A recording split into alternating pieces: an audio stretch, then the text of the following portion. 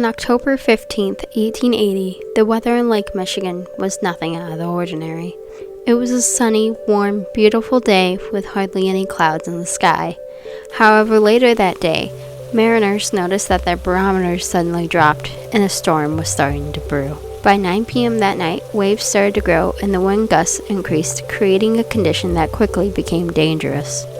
Over the course of the night, 70-mile-per-hour winds would hit the lake and the storm would collapse shoreline cliffs and topple trees.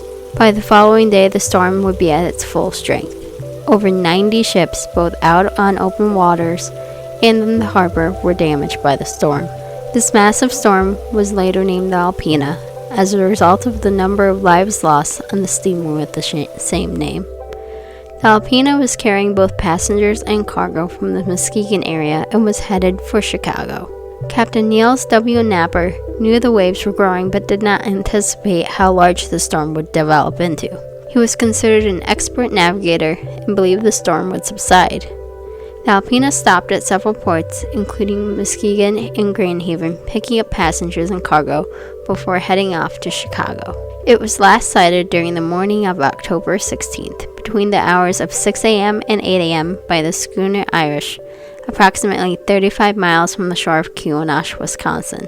On Saturday the 16th, the Alpena could no longer withstand the forces of the storm, and waves consumed the ship, capsizing her.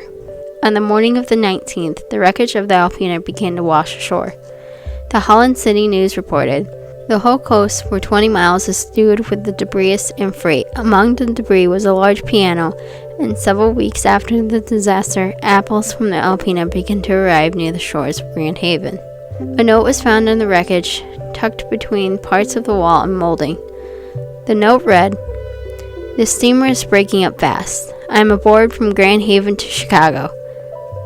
It was unknown who wrote this, and there was no exact number of the lives that were lost that night because the passenger list was aboard the ship. It is, however, believed that there were over 80 souls on board. The ship has since been lost to the lake, and we may never know where her final resting place is.